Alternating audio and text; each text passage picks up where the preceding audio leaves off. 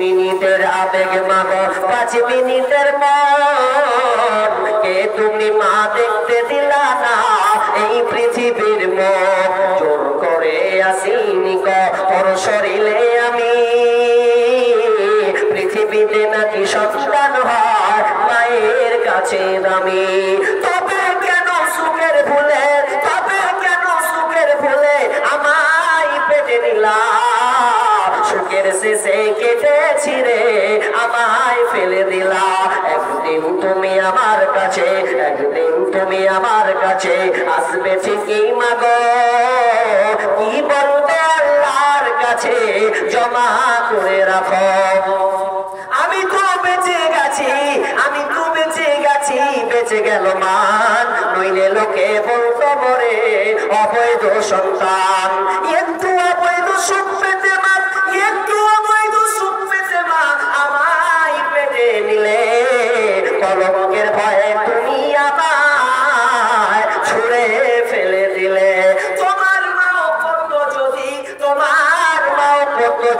তোমার সাথে এমন বুঝতে মাগো সেদিন তুমি মৃত্যুর যন্ত্রণা কেমন মা বোন আপনার বাড়ি আপনার এটা হচ্ছে আমানত নিজের খেয়াল খুশি আপনি ব্যবহার করতে পারেন না এবার আমি শেষের দিকে চলে যাই এ করতে আল্লাহ এটা বলেন ওয়ালাকু আন্নামা আমওয়ালুকুম ওয়া আওলাদুকুম ফিতনা এটাও তোমরা জেনে না তোমাদের সন্তান সন্ততি তোমাদের মাল এগুলো হচ্ছে আমানত তোমার সন্তানকে যেমন করে তুমি মানুষ করতে পারো না তোমার মাল টাকা পয়সাকে তুমি যেখানে সেখানে ব্যয় করতে পারো না তোমার পায়ের খাত আল্লাহ করে দিয়েছে কোথায় তুমি করবে তো মাদ্রাসায় কোথায় করবে তো মসজিদে কোথায় করবে তো অসহায় ব্যক্তিদেরকে যেখানে আল্লাহ আপনার কিনা খরচ করতে বলেছে ওখানে তোমাকে খরচ করতে হবে আমার আল্লাহ বলছেন ইয়া আইয়ুহাল্লাযীনা আমানু আনফিকু মিন তাইয়্যিবাতি মা কাসাবতুম ওয়া মিম্মা আখরাজনা লাকুম মিনাল আরদ আল্লাহ বলছেন তোমরা তোমাদের উৎপন্ন ফসল থেকে তোমাদের আপনার কিনা শ্রম থেকে যে উৎপাদন তোমরা করো ওটা তোমরা আল্লাহ রাস্তায় আনফিকু তোমরা দান করো আল্লাহ রাস্তায় দান করো এবং আমি যে তোমাদেরকে জমিন থেকে যেটা দিই উর্বর জমিতে চাষ আপনার বের হয় ওটা তোমরা আল্লাহ রাস্তায় দান করো উৎকৃষ্টতা দান করো প্রতিদান না করো রে ওয়াল্লাযীনা ইয়াকনিজুনা আয-যাহাবা ওয়াল-ফিদ্দাতা ওয়া লা ইউনফিকুনাহা ফী সাবিলিল্লাহি ফাবাশশিরহুম বিআযাবিন আলীম আল্লাহ বলছেন যারা টাকা পরিবর্ত সম্পদকে জমা করে রাখে আল্লাহ রাস্তায় খরচ করে না আল্লাহ রাস্তায় ব্যয় করে না আল্লাহ বলছেন তাদের জন্য সুসংবাদ দাও আযাবে আলিমা তাদেরকে যন্ত্রণাদায়ক কঠিন আযাবের সুসংবাদ তাদেরকে দিয়ে দাও এই আল্লাহ গান একটা কথা বলি এদিকে গতকাল তার আগের দিন উত্তর দিনাজপুরে প্রোগ্রাম ছিল ওখানে একটা কথা বললে কি কথা খুব কষ্ট লাগলো শুনে কথাটা প্রতি বছর চাষ হয় ধান আপনার এই লেবু এবার লেবুর রেট আমি ধরতে পারি কিভাবে আপনার গেল 80-90 টাকা কিলো চলে হলো যেই উত্তর দিনাজপুর আপনার রসা খাওয়া হয় ভিতরে চলে গেলাম ওরা বলছে যে কারো জমি ঠিক নাই যে একটা সানা করে খাবে ও 2 বিঘা 4 বিঘা 5 বিঘা জমি লাগিয়েছে এরপর যে সানাটা করে খাবে এটা পর্যন্ত তুলতে পারে না আমি এক জায়গায় চ্যালেঞ্জ করছি এটা কথার মধ্যে কথা আমাদের মুর্শিদাবাদের ভালো দেখেছেন তো ছুটি থানার মধ্যে সামসের ঘর 2 জায়গাতেই নদীর বাঁধ পুরো কেটে যাচ্ছে বিঘাকে বিঘা জমি নষ্ট হচ্ছে এর কারণ আছে ছোটকাল থেকে দেখছি একই রকম ছোটবেলা থেকে আমি চালিয়েছি সাইকেল চালিয়ে গোসল করতে গেছি নদীতে এখন নদীগুলো যখন যাচ্ছি তো হাই আল্লাহ যেতে হয় না যে রোডটা দিয়ে মানুষ যাতায়াত করে ওই রোডটা পর্যন্ত কেটে চলে গেছে প্রতিদিন যাচ্ছে প্রতিদিন আপনি প্রতিদিন পাচ্ছেন না মায়ের নামে একজন 500 টাকা দিয়েছেন একটু পেন্ডিং এ দাঁড়ান কি বলছিলাম তোরা বলছে যে একসময় মানুষ বলতো ওরা কি বলতো কষ্ট করা ইনকাম করে কত টাকা ব্যয় করে খরচ করে বলছি ওই লোকেরা বলতো যে এটা যেমনটা নিজের বাপের খাটা করে তৈরি করা এখন নদীর ধানগুলো কেটেছে একবার বল না যে নিজের বাপের ঘর আটকে দেবো জমিটাকে, বিঘা বিঘা জমি যাই কেন এখন আটকে দেখি না। যারা আমরা বলি ধান চাইতে গেলে কর্মীরা বলে যে খুব কষ্ট করবি স্যার, চাইতে আসেন না, লজ্জা দিয়ে না, এবার লেগে ছাড়াটাও খেতে পারি। আল্লাহ তোমাকে দিচ্ছেন, আল্লাহ নিজে বলছেন যে আমি উপর জমিটা আমি দিচ্ছি তোমাকে, এটা তোমার ক্ষমতা নয়। তুমি যতই সার প্রয়োগ করো, যত বিষ প্রয়োগ করো, কোনো লাভ হবে না যদি আমি আল্লাহ ওয়াদা যতক্ষণ না দেবো।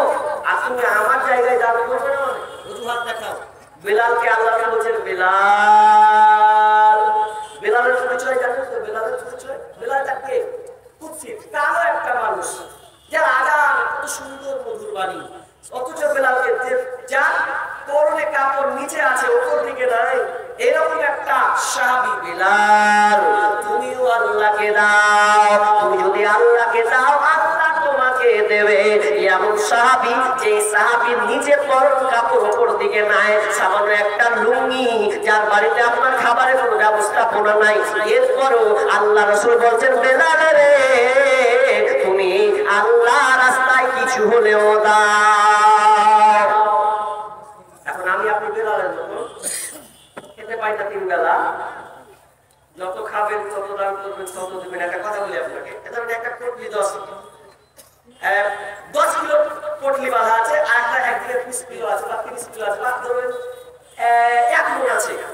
এখন যদি আপনি মনে করেন যে আমি 1 মণ টাকা নিব, তাহলে কি করতে হবে? 10 কিলোকে ছাড়তে হবে, কি হবে না? ভারী হলে ছাড়তে হবে, যেটা বেশি ভারী ওটাকে মাথায় দিবেন, ঠিক না? এটা নিয়ম। তো আপনি আল্লাহকে দিবেন তো আল্লাহ আপনাকে দিবেন, আপনি আল্লাহকে যেমন দিবেন আল্লাহ আপনাকে তেমন দেবেন। আপনি আল্লাহকে 5 কিলো দিবেন তো আল্লাহ আপনাকে 10 কিলো দেবেন। তাই না? কেন? আপনার ব্যবহার করতে চাই, আপনি জানেন না ব্যবহার করতে, এই জন্য হচ্ছে না। কিন্তু না, দান করতে শিখতে হবে। শুধু বলবি খালি 8 ঘন্টা ধরে বলবে দে রে বাপ, দে রে বাপ, দে রে বাপ, দে দে দে দে। যেদিন আপনার একটা সময় বলবে আপনি যে বলে দে রে বাপ, লে লে লে লে লে লে, কথা এখনো বুঝে কি বলতে চেয়েছে? আমি এখন 8 ঘন্টা বলবো যে দে বাপ, দে দে। এমন একটা সময় আসবে আল্লাহ না ভোগ, ওই সময় আপনি বলবেন লে বাপ লে লে লে, যা ছিল সব লে। এখন আমি মাইকে বলছি দেন মাদ্রাসার জন্য দেন। এমন একটা সময় আসবে ধরলেন আল্লাহ না ভোগ, সেটা হচ্ছে এমন রাস্তা দিয়ে আপনি চলছেন, আপনাকে শত্রু আক্রমণ করলো, ডাকাতের পাল্লায় পড়লেন। যেদিন ডাকাত বলাতে লে বাপ লে লে লে, সবই লে লে, কিছু মনে হবে না, সব দিয়ে দিবেন, মোবাইলে টাকা লে যা সব লে। আর এখন আপনার কাছে আমি ভালো করে চাইছি দেন বাপ দেন দেন দেন, কিন্তু বন্ধু না, মুমিনদের বৈশিষ্ট্য এটা নয়। মুমিনের সামনে যখনই মারের কথা বলা হবে তার অন্তরটা ঠান্ডা হয়ে যাবে, দানের জন্য তার প্রফুল্লতা বেড়ে যাবে। এটা হচ্ছে মুমিনের বৈশিষ্ট্য।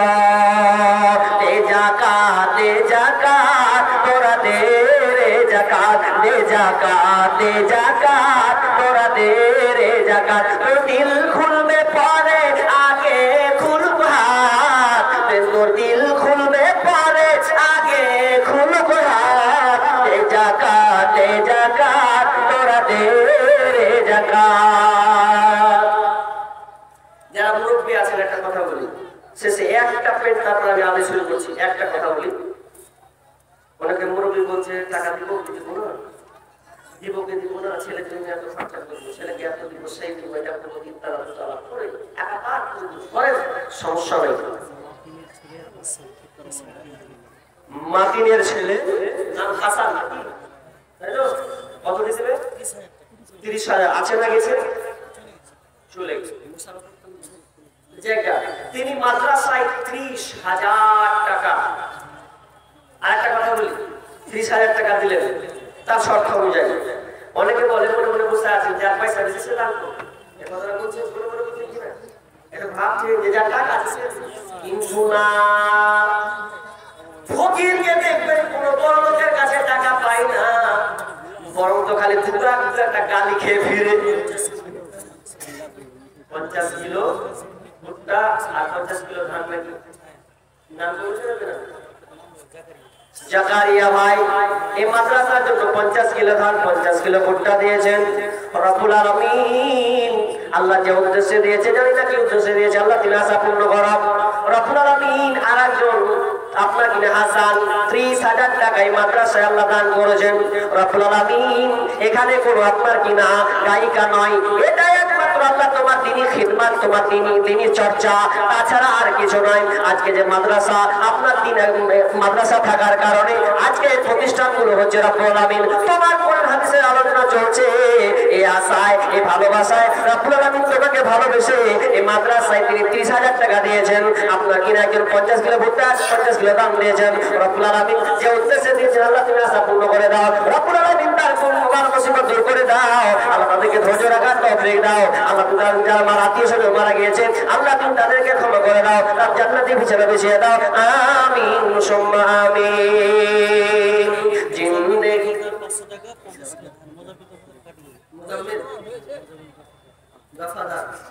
500 টাকা নগদ আর 50 কিলো ধান। আল্লাহুম্মা সাল্লি আলাইহি আল্লাহুম্মা বারিক আলা হায়াকানা বারাকাল্লাহ। আল্লাহ তুমি জানতে কবুল করে নাও, যে উদ্দেশ্যে দিয়েছে আল্লাহ তুমি আশা পূর্ণ করে দাও, বালা মুসিবত দূর করে দাও। রব্বুল আলামিন অসুস্থ থাকলে তুমি শিফা দান করার প্রদান করো।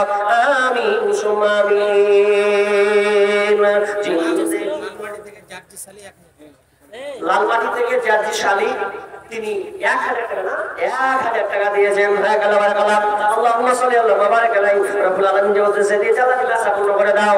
আল্লাহ আমি আপনার জ্ঞান মোতাবেক যে আল্লাহ তুমি শান মোতাবেক তাদেরকে দাও। আল্লাহ